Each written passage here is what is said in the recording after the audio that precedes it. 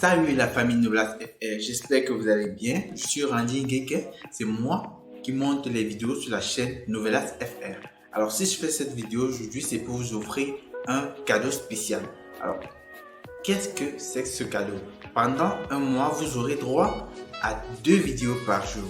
Vous savez que faire une vidéo, réaliser une vidéo par jour, c'est vraiment compliqué. Alors là, je vais vous offrir 2 vidéos par jour. Alors, pour bénéficier de ces 2 vidéos par jour, qu'est-ce que vous devez faire? Il vous suffira juste d'aller dans la description de la vidéo et de cliquer sur le lien de la chaîne La Vie du Christ et allez vous abonner. Nous avons besoin de 1000 abonnés sur cette chaîne. Et je sais que je peux compter sur vous car vous faites vraiment partie de cette famille. Ou alors il vous suffira juste de regarder la vidéo qui va s'afficher là. Vous verrez ce que vous devez faire pour vous abonner sur la chaîne La Vie du Christ. C'est une deuxième chaîne de la famille Novelas FR. Allez et abonnez-vous. Je sais que je peux compter sur vous. Merci et bonne dégustation. Chez Juan Marcos, Angela repousse Luis, qui voulait la prendre de force. Elle lui dit par ailleurs qu'elle ne l'aime plus. L'homme lui demande d'un air menaçant si elle ne va pas se marier avec lui et décevoir leur enfant. Valdés lui répond que rien ne va changer, le mariage aura lieu comme prévu. Non loin de là, Fernanda a l'air désespérée, car Juan Marcos ne veut pas d'elle. Dans un accès de rage, elle lui fait savoir qu'Isabelle avait une liaison avec Bernardo. L'homme ne veut pas croire ce qu'il vient d'entendre, mais elle lui dit que c'est la vérité. De plus, elle lui déclare une nouvelle fois son amour et lui dit qu'elle est la femme qu'il lui faut. Malgré tout, Arroyo est catégorique, il ne veut pas de relation avec elle.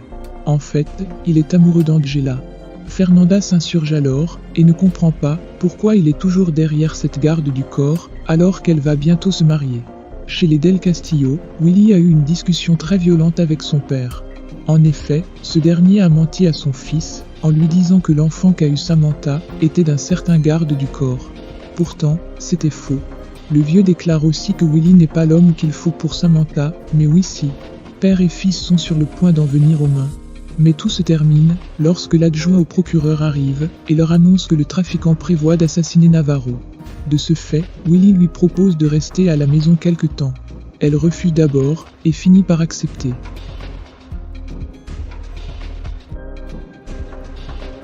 Pendant ce temps, Emma a fini de raconter son histoire à Pablo. Le jeune homme est fou de rage et veut tout dire à son patron. Emma ne voudrait pas causer de soucis à son frère, elle demande la discrétion de Peralta. De plus, elle lui informe que ça fait déjà des années que ça s'est produit. Et donc ce pédophile s'en sortira. Plus tard, Bernardo se sent acculé, car il vient de se disputer avec son fils, et voilà que Samy est en danger. Arrivé dans sa chambre, Sol lui demande d'aller lui chercher des chocolats. L'homme est hors de lui et attrape la jeune femme par le cou. Mais quelques instants après, il se ressaisit et se rend compte de ce qu'il a fait. Il s'excuse. Au domicile des Sandoval, Dario a une conversation avec sa femme au sujet de sa liaison avec Bernardo. L'homme est désabusé, il croyait en la loyauté de sa femme.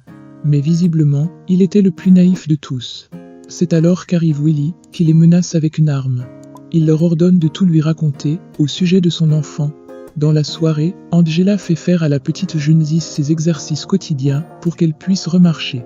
Quelques minutes après, voilà le pédophile qui entre dans la chambre pendant que Valdés est allé chercher un cadeau.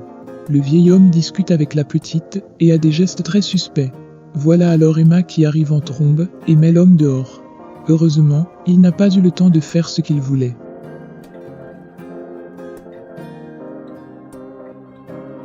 De l'autre côté, Willy est avec Samantha, il lui parle de ce qu'il a fait quand il est allé voir ses parents. Il lui dit que c'est père-là qui a eu l'idée de mettre leur enfant dans un orphelinat, mais c'est Dario qui a décidé de lui enlever le bébé. Et c'est lui qui a filtré les appels, afin qu'ils ne soient plus en contact. L'homme lui propose donc que tous les deux, ils aillent à l'institution pour voler le registre des adoptions. Juste à côté, Juan Marcos parle avec Bernardo au sujet de la liaison qu'il avait avec Isabelle. Le vieux lui dit qu'il a aimé Isabelle, mais elle l'aimait lui. Arroyo répond qu'il l'a aimée du mieux qu'il pouvait, mais elle était toujours un peu distante, même avec leur fille. À un moment, Bernardo lui dit que si elle l'avait choisie, elle ne serait pas morte. Tard la nuit, Willy et Samy se sont rendus à l'orphelinat pour exécuter leur plan. Tout se passe bien pour le moment, car Guillermo a usé de sa fortune pour ne pas être dérangé. Mais à leur grande surprise, un employé est présent, il a même entendu un bruit. Heureusement, ils ont réussi à se cacher. Après le vol, ils se rendent dans le véhicule où les attend la garde du corps. Et quand ils s'en vont, un autre véhicule les prend en filature.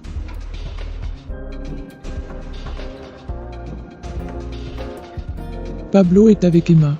Il déclare comprendre beaucoup de choses après avoir su ce qui lui était arrivé. Il comprend sa douleur et veut l'aider. La jeune femme lui dit que c'est la raison pour laquelle elle avait du mal avec des rapports sexuels. À un moment de la conversation, elle lui dit que son agresseur est actuellement à la maison et qu'il était dans la chambre de Genesis. Peralta n'en croit pas ses oreilles, il est obligé de faire quelque chose. Chez les Del Castillo, Vicente a apporté ce que lui a demandé Fernanda. En effet, il s'agit d'un poison. Voilà Bernardo qui entre dans la pièce et demande ce qu'il se passe. La femme donne à son père la fiole contenant le breuvage. Elle lui dit qu'il doit s'occuper de l'enfant que porte Sol. Dans un premier temps, il refuse, mais finalement il accepte de tuer son propre enfant. Chez les Arroyo, une chose terrible se produit. Pablo menace le vieux pervers avec une arme. Il lui dit de tout avouer. Tout le monde arrive, notamment Juan Marcos, qui ne comprend pas ce qu'il se passe. Voilà donc Emma qui arrive et lui dit que cet homme a abusé d'elle quand elle avait 12 ans. Le vieux réfute ses accusations et dit qu'elle est devenue folle. Mais il se fait frapper par Pablo. Le jeune homme est en colère, il le frappe à nouveau. Quand Emma explique que tout à Juan, il devient fou de rage et se jette sur le pédophile. Il le roie de coups au point de vouloir le tuer. Diego intervient alors et les sépare. Tout ne se termine pas là, car Pablo le frappe à de nombreuses reprises. C'est ainsi que Diego le jette hors de la maison.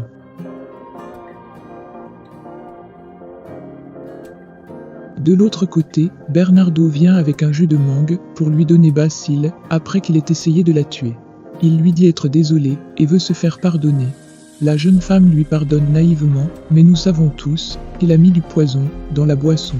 La pauvre petite ne sait pas que son bébé est sur le point de mourir. Après le cambriolage, Samantha et Willy rentrent sains et saufs. L'avocate les accueille et en profite pour faire un numéro de charme à Guillermo. Mais à un moment, ils sont surpris par des hommes armés qui leur tirent dessus. Une fusillade commence alors et les balles fusent. Les assaillants finissent par s'en aller, mais Navarro découvre que Willy a reçu une balle. Il est inconscient. Pour soutenir le travail que nous faisons, nous encourager à nous améliorer et par la même occasion nous récompenser, je t'invite à rejoindre la chaîne via le bouton rejoindre qui est à côté du bouton abonner. Nous comptons sur votre générosité. Merci.